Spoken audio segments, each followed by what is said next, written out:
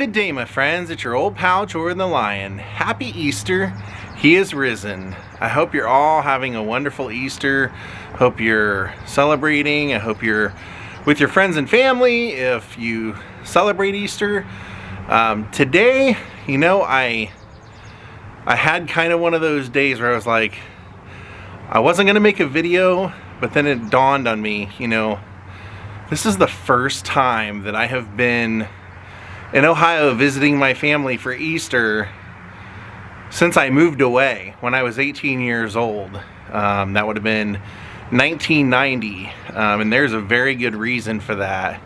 So it dawned on me, since I happened to be here with them this Easter, this is something I should talk about. This is a story I should tell, and you know, do it once and don't have to ever do it again.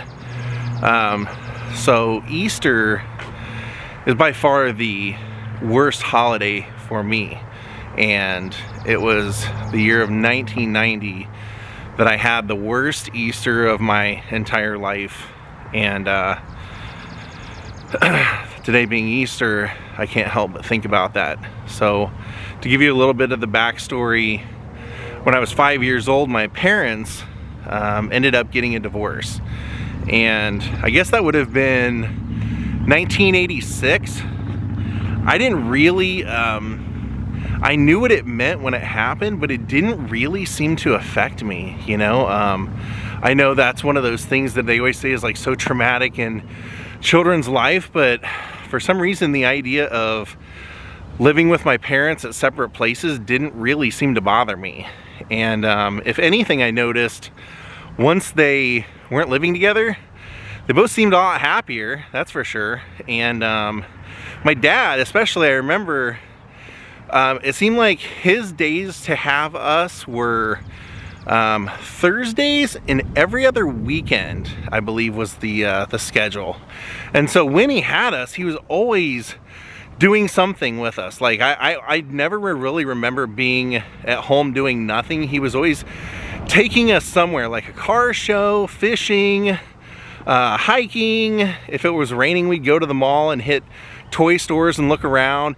We always had a Friday and Saturday night movie night. Usually Friday night was pizza night.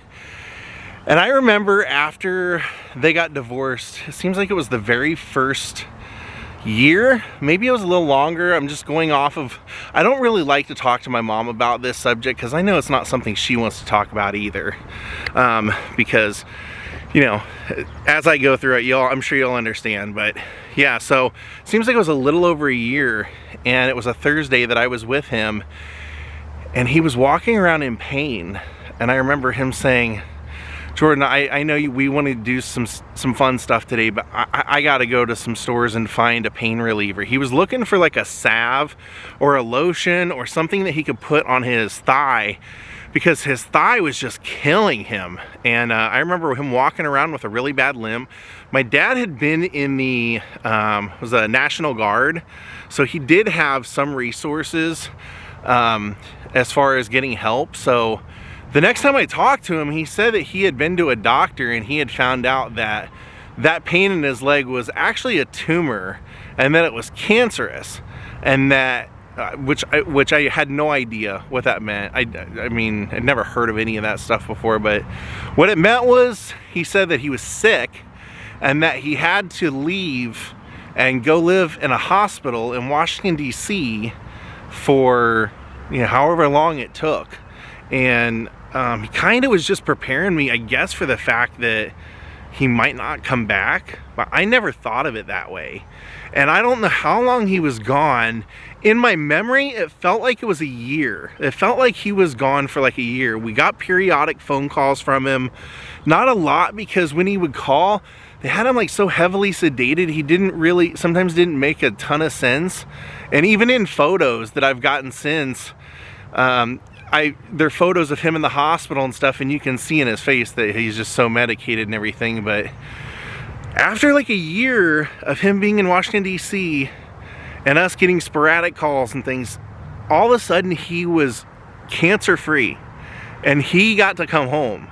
and boy did he like take life by the horns, like for what he could. You know, my dad was then like on disability because he wasn't able to work or anything, and so he had a limited income, but he, you know, was dead set on still taking us out and doing things. He had a minor limp here and there, but he seemed to be doing much better. And honestly, I never thought a thing about it. I do remember always thinking though in my mind, because like he got cancer after he got divorced, I always remembered in my mind thinking, well, if I ever get a divorce, I'm gonna get cancer, so I have to only get married once, because for some reason in my mind I just had that as that was one of the things that caused it. And so my parents, you know, never got back together. We knew that was never gonna happen. Lived separately. My dad remained in the home that we lived in as a family, and then my mother got an apartment and we lived there primarily with her, and we're actually at that apartment. So the story then skips ahead to what would have been April Fool's Day of 1990. So I was with my dad, and it seems like it was April Fool's Day because he said, and this was early, it was like 1 o'clock. Normally he took us home at 5:30. He said, hey, you're going home early today. And I was like, I thought like he was mad at me or something. I said, what'd I do? He said, no, your mom called and her and your stepdad are gonna be in the neighborhood, and they figured that they wanted to pick you up now because they're gonna take you to do something, and then because they wouldn't be home at 5:30 anyway. And I remember then saying, no, Dad, this is your time. Like, I want to stay here with you. And he said, well, they're coming and I don't want to fight with them, so we're just gonna do that. And so he ended up, you know, staying there, and I went off. And I remember it's April Fool's Day because I remember my stepdad was driving and he took us to like an old farm, and there was like an old dilapidated barn and a farmhouse there. And you know, for like like the entire time we met him, he had kind of like always said, you know, someday I hope, you know, because he was going to marry my mom. They were already engaged and everything when this happened at this time in April 1990. And so he'd always said like he wanted to get a fixer-upper type house. So he drove us out there and said, well, surprise, we bought this house in this farm. And I remember being like, wow, this is awesome. Like, it really needed a lot of work, but I was like, this is awesome. And my sister's like, and then all of a sudden he goes, April Fools. And I was like, oh my God. And then we went off for a hike. So then I believe it was that week that my mom found out. She got a call, and basically my dad, at some point during the week, his mother had come over and they were gonna go run errands together. And when she got there, he went into his bedroom and was going to change his clothes, and then they were gonna go. And he went in and locked the door and started changing clothes, and then she said she started hearing like banging on the walls. She's no longer alive to like, you know, get a first-hand account or anything, but this is just what I remember her story being at the time. So she remembered him hearing banging on the walls and saying, get out of here, leave me alone. And she went and knocked on the door and she said, Jerry, what's going on? What's the matter? These birds won't leave me alone. And she didn't know what he was talking about. And so she called her husband, my dad's dad, and got him over to see if he could pick the lock and get my dad out. And he didn't want to open the door for him either. They finally had, you know, a paramedic come, and they were able to open the door, get my dad out, take him to the hospital, and they found out that he had had a relapse of his cancer, and now it was actually attacking his brain.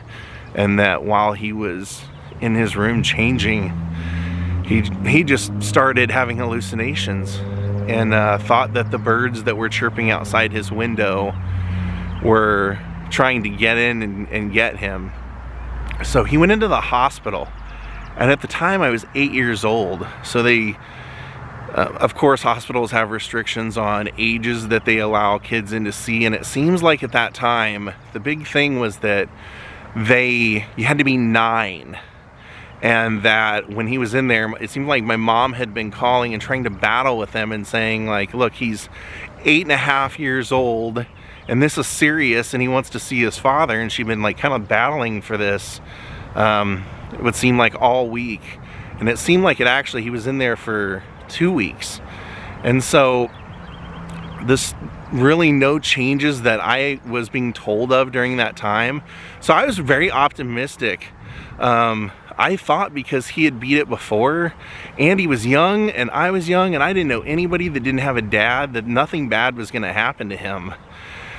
And it was Saturday. It would have been April 14th, the day before Easter, and I remember being at this apartment that I'm going to show you where my mom and my sister and I lived. And I remember my mom being on the phone with someone, and she was talking about how she had been was still talking to the hospital, trying to get them to let me go in and see.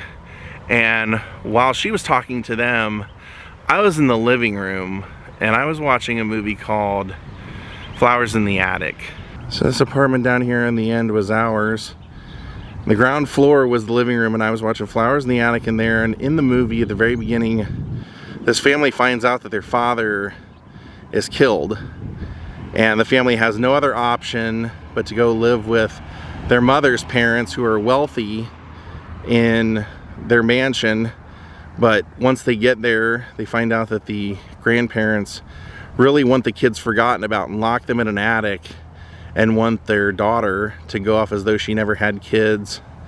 I remember watching this movie and hearing my mom telling whoever she was talking to, he's watching a movie in there where the kid's parents just died. I don't know if you should be watching that. I remember saying, don't worry, Mom, nothing's gonna happen to Dad. And they ended up actually taking me to the hospital that night. So I guess unbeknownst to me, everyone knew that he was like very, very close to the end. And so my mom, I remember, took me to the hospital that night, not knowing whether they were gonna let me in. And the way that we entered the hospital was actually at the opposite end of the waiting room. So when we entered the hospital, we walked all the way down this long hallway, and as we walked, I looked over to the left, and I'll never forget looking over and seeing my dad laying in his bed with tubes and everything coming out of his nose, and his cousin Mike sitting in his bedside, like holding his hand. And they took me down to the waiting room and probably kept me there for 2 to 3 hours, and then finally decided that they were not going to let me see him. So that was actually the last time I saw him, was there. So my mom then brought me back home, and I went to bed, and we were just thinking, well, we'll come back tomorrow and we'll try this again on Easter Sunday and see if maybe the different nurses will have a change of heart, you know, or they'll let us in, or someone will have a change of heart or something, you know. And so the next morning I woke up in my bedroom to my grandfather. I was in the top left window. That was my room. My sister's was the top right. And I remember waking up, my grandfather was at my bedside, and my mom was in the doorway. And he said, "Jordan, your dad passed away today. I'm sorry." I just started crying.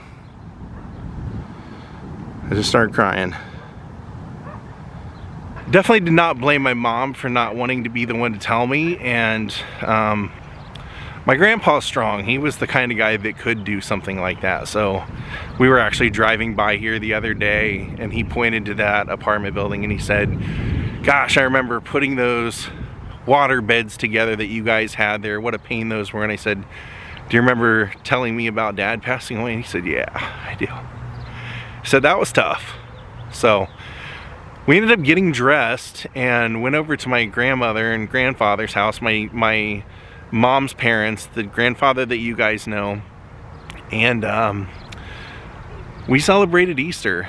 My grandmother came up to me and she said, "Jordan, cry if you want to cry, feel however you want to feel, but I want to make sure you have a good day as much as we can."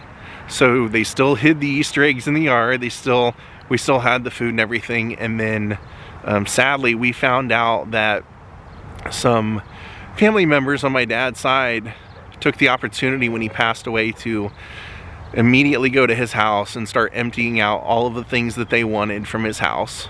We actually moved away from here almost like immediately after that.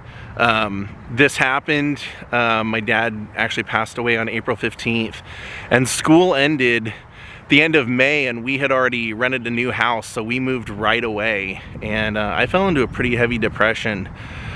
You know, I knew school, didn't know anybody. My dad and I were really close with like watching wrestling and rock music. We both loved like hard rock, like The Who, Guns N' Roses and stuff. So I just kind of like fell into those things, and because so many things had been taken from my dad's house, I really didn't inherit many of his belongings that I would have liked to. But a weird thing happened.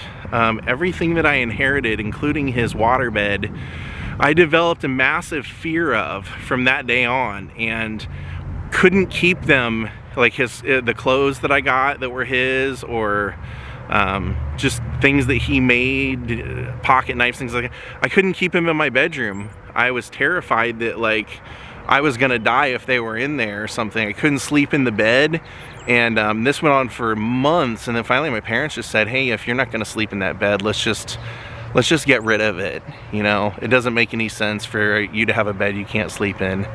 And then because of that, I kind of muscled through and started, you know, sleeping in it, and but for some reason, every time, like if it was my dad's jacket, if I put it on, I just felt like he was there, like his corpse was right there beside me. Same thing with his bed. If I laid down in the bed, I would feel like he was laying there right beside me. I'd be so spooked and terrified and uncomfortable that I couldn't sleep. So I want to go over and pay my respects to my dad now.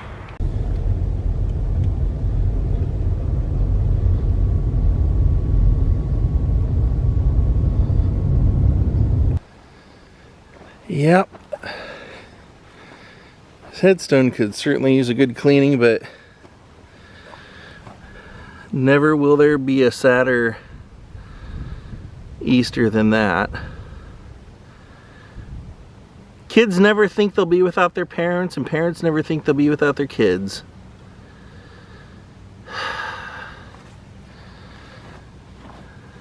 He was the first person that I knew that passed away that wasn't in a movie or celebrity or anything. Never really had thought about death before that until he passed away. And it was total chaos after that. His viewing, somebody on his side of the family came up and started pointing and yelling at my mom, and my mom left upset, and it was just a mess after that. So I basically, even though the family was always very religious, his parents were town pastors, I kind of became atheist. I just didn't really see anything in believing in. Anybody that could take my dad when I was that age, I just didn't get it. And just for many years, probably a decade, it took me to change my mind on that. But after that, I never really felt like Easter was a holiday. And when I moved away from here, I never celebrated Easter again. And then my pal Will, who you guys that watch me saw, we went out and visited him in Arkansas, and then he passed away recently as well. He invited me over to his family's house for Easter one year. I said, I don't celebrate Easter because my dad died on Easter. He said, well, it's time to change that. We're having carne asada, and I know you eat, so come on over and eat some food and watch a Dodger game. Rest in peace, Dad. April 15th, 1990, it still feels like it was yesterday. He was a big inspiration to me, though, because seeing how short his life was and how little I felt like he got to accomplish out of the things maybe he would have liked to have, it really motivated me to want to leave Troy as soon as humanly possible. And even if I failed trying, I want to try and make something of myself and see the world and have some experiences. So I know this was definitely not a chipper vlog, but it's definitely a part of who I am. And you know, I just thought with this being Easter and me coming back and revisiting my old stomping grounds and spending time with my family today, which actually we had a very great Easter today, so kind of, I guess in a way, came full circle. Thank you for watching. We'll see you all next time. Have a great night and a great Easter. Goodbye. He has risen.